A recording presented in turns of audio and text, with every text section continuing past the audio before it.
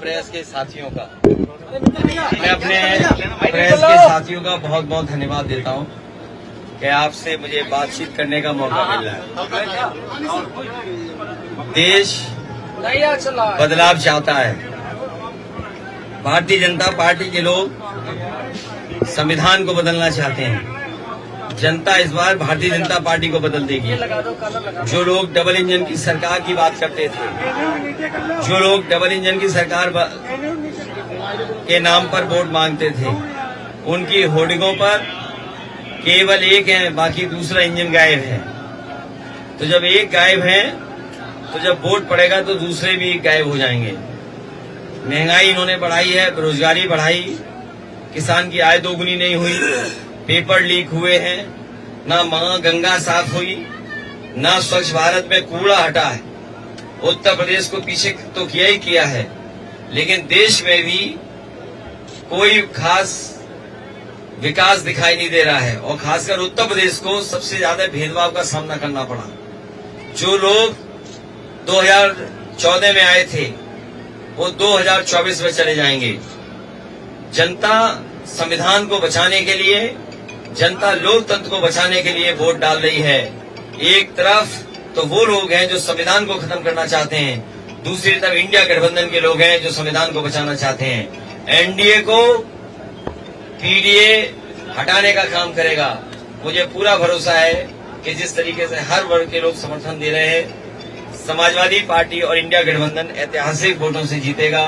खासकर कन्नौज, आज जो मिलने मिलाने का कार्यक्रम था, लोगों से संपर्क करने का कार्यक्रम था, लोगों के कन्नौज का जो रुका हुआ विकास, उस विकास को आगे बढ़ाने का जो कार्यक्रम था, यहाँ की जनता ऐतिहासिक मतदान दे करके समाजवादी पार्टी को जिताने जा रही है।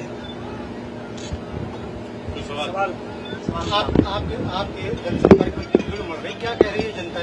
जनता बदलाव चाहती है। जनता को धोखा मिला। जैसे उन्होंने जुमला दिया था वैसे ही इन्होंने गारंटी की घंटी दी है। जो लोग 400 पार की बात कर रहे थे, जनता ने भी मन बना लिया है कि संविधान को खत्म करने वालों के साथ आर और पार होगा। आपने बहुत सा काम कन्नौज में कराया, कन्नौज पार्क बनाया था, 5 सालों से चालू नहीं किया सका। क्या आप इंसार है? न केवल जनता के लिए किए हुए काम रोक दिए, लेकिन बड़े बड़े काम भी रोक दिए। इसी क्षेत्र में हवाई पट्टी बनी थी, हवाई पट्टी पर कभी हवाई जहाज नहीं उतर पाया। ये सड़कें जितनी बनी हुई दिखाई दे रही हैं आपको, हॉट मिक्स की और चौड़ी चौड़ी सड़कें, ये समाजवादियों की देन है। सड़कों पे चलती हुई एम्बुलेंस समाजवादियों की देन है। सड़कों पे चलती हुई 100 नंबर गाड़ी समाजवादियों की देन है। ये जो बिजली आ भी रही है और जितने सब स्टेशन बने हैं वो समाजवादियों की देन है। यहाँ सीएससी को अपग्रेड करना, सीएससी में सुविधाएं देना समाजवादियों की देन है। कन्नौज जैसी जगह पर बड़े बड़ी मंडी बनाना, परफ्यूम पार्क बनाना, इंजीनियरिंग कॉलेज बनाना, डेयरी का प्लांट लगाना और किसानों को सही तरीके का बीज मिल जाए उसके लिए एक्सीलेंस सेंटर बनाना और सुविधाएं दे करके आलू को भी आगे बढ़ाने का काम किया था, जिससे आलू का काश्तकार, आलू का किसान को भी लाभ हो। बीजेपी सांसद कह रहे हैं कि भारत पाकिस्तान का मैच। देखिए, इस बार वो बाउंड्री के बाहर हैं। उनका चेहरा बता रहा है कि वो हार गए हैं। हार नहीं गए, हार चुके हैं। और जनता उनसे हिसाब किताब मांग रही है कि बताओ रसूलाबाद में क्या काम किया है। रसूलाबाद की जनता उनसे हिसाब किताब मांग रही है कि बताओ काम उन्होंने क्या किया, और काम नहीं अगर उन्होंने किया न बता पाए तो जनता इस बार उन्हें खारिज कर देगी। घर और गढ़ की बात चल रही है कि घर और गढ़ की लड़ाई है। सपा का गढ़ है लेकिन सुब्रत पाठक का वो घर है। मेरे पत्रकार साथी, रसूलाबाद जो विधानसभा क्षेत्र है, न मेरा घर है न उनका घर है। कन्नौज उनका घर है, लेकिन हम समाजवादियों का घर लोहिया जी के जमाने का है। और जो क्षेत्र विधुना है वो हमारा घर है, बीजेपी का घर नहीं रहा। याद कीजिए, विधुना क्षेत्र और जो भरतना का क्षेत्र आया वो इटावा का है। जो इटावा का क्षेत्र और औरिया का क्षेत्र है वो हमारा घर है। तो सोचिए, यहाँ न मेरा घर है न उनका घर है। रसूलाबाद, इटावा, औरिया हमारा घर रहा, और फिर हमने तो कन्नौज को अपना घर माना। कन्नौज की एक एक जनता जानती है कि उन्होंने घर की तरह संभाला और संवारा। ये तो दुश्मनी हो सकता है जो घर को बर्बाद कर दे। घर को संभालने वाला, घर को सुंदर बनाने वाला, घर को और विकास से जोड़ने वाला अपना घर मानेगा, या वो जो घर की हर चीज को खराब कर दे वो अपना घर माना जाएगा। इसलिए पत्रकार साथियों, ये रसूलाबाद ना उनका घर है ना मेरा घर है। दो चरणों के मतदान के बाद क्या लहर दिखाई पड़ रही है? बीजेपी को जनता ने पलट दिया है और बीजेपी बहुत पीछे छूट गई है। सर बीजेपी कहती है 400 पार, 145 किसको छोड़ रही है? ये 400 पार नहीं, 400 हार हैं। और इधर सुनने में आया कि अब 400 पार का नारा ही नहीं लग पा रहा है और अब संविधान और आरक्षण की बात कर रहे हैं। ये वो लोग हैं कि जो जान गए हैं कि अब जनता संविधान बचाने के लिए वोट डाल रही है। कानपुर देहात की रैली में रक्षा मंत्री राजनाथ सिंह ने कहा कि अखिलेश यादव अपने अस्तित्व के लिए लड़ रहे हैं। आपको याद होगा एक माला में गलती से उनका चेहरा आ गया था, तो चेहरे से चेहरा हटाना पड़ गया उनको। और आपके बगल में उन्हीं के समाज का एक व्यक्ति को पुलिस ने पीट पीट के मार दिया था। हम सब लोग उसके दुख में पहुंचे थे, परिवार की मदद के लिए पहुंचे थे। क्या बीजेपी ने जो वादे किए थे उस परिवार से कि सरकारी नौकरी देंगे, करोड़ों रुपए देंगे, क्या दिए? तो सोचो अस्तित्व किसका खतरे में है? उनका जो माला पहन रहे हैं या उनका? और हम तो ये कहेंगे कि सोचो बीजेपी के लोग सबको अपमानित करते थे। राजनाथ सिंह जी, आदरणीय राजनाथ सिंह जी कितने बड़े नेता है बीजेपी के। बीजेपी के प्राची का इतने बड़े नेता हैं जिसकी आप कल्पना नहीं कर सकते। जब वो राष्ट्रीय अध्यक्ष थे तभी वो प्रधानमंत्री बनने का नाम प्रस्तावित हुआ था और आज उन्हीं को माला में नहीं रहने दे रहे हैं। होर्डिंग से सब नेता गायब हैं। तो जो नेता गायब है होर्डिंग से, उनका अस्तित्व खतरे में है कि जनता के साथ जो खड़े हैं उनका अस्तित्व खतरे में है। पहले फेज के मतदान के बाद प्रधानमंत्री ने बयान दिया था कि अगर गठबंधन की सरकार आ जाएगी तो कांग्रेस जो अल्पसंख्यक है उनको बहुसंख्यकों के अधिकार दे देगी, इनके बच्चे ज्यादा हैं उनको आपका अधिकार छीन के दे देगी। क्यों कहना पड़ा प्रधानमंत्री को? ये रुझान है हार के, और पहलवान जो कुश्ती में हारने लगता है तो वो कुछ भी कर सकता है।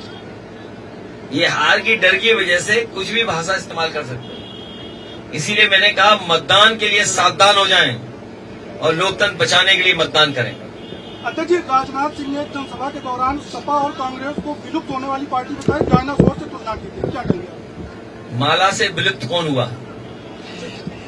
आप 12 साल बाद कन्नौज के रूप में लौट रहे हैं, क्या मुद्दे होंगे? 12 साल बाद फिर जनता से अपने समर्थन में और अपने सहयोग के लिए अपील करने आया हूं।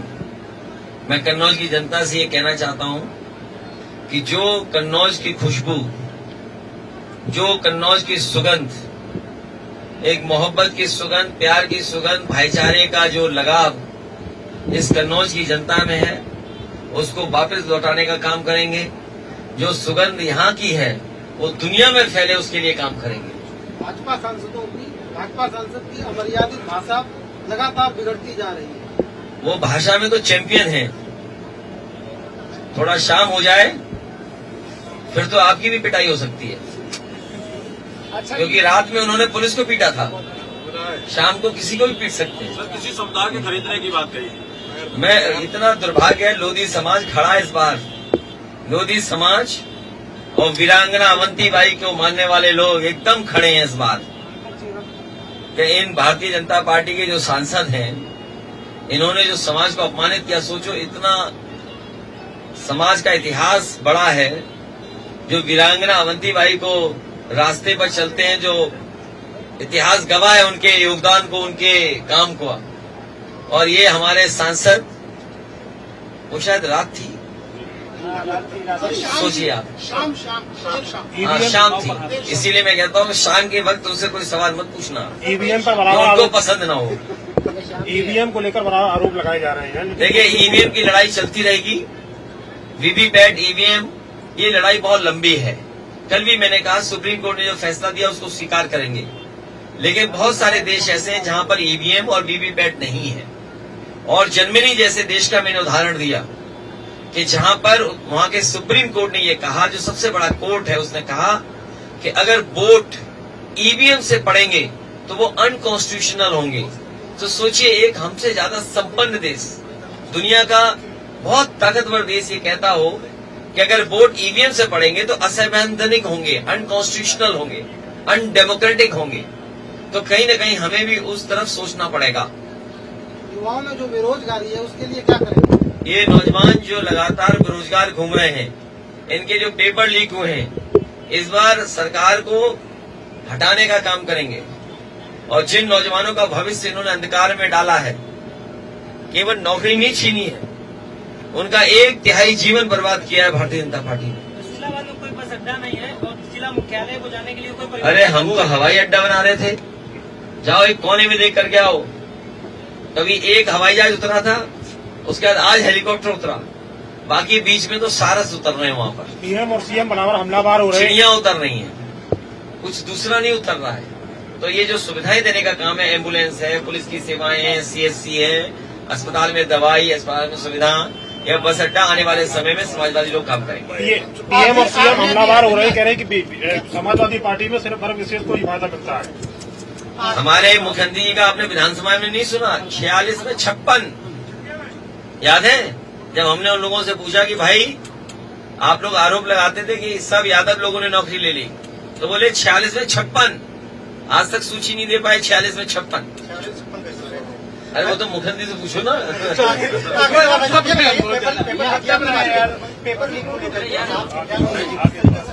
पेपर लीक का आप याद कीजिए, जब समाजवादी सरकार में भर्ती या नौकरी निकलती थी, एक भी पेपर लीक नहीं हुआ। और जब पुलिस की भर्ती की तो 10वां 12वां पास और दौड़ के दिखा दो पुलिस में भर्ती।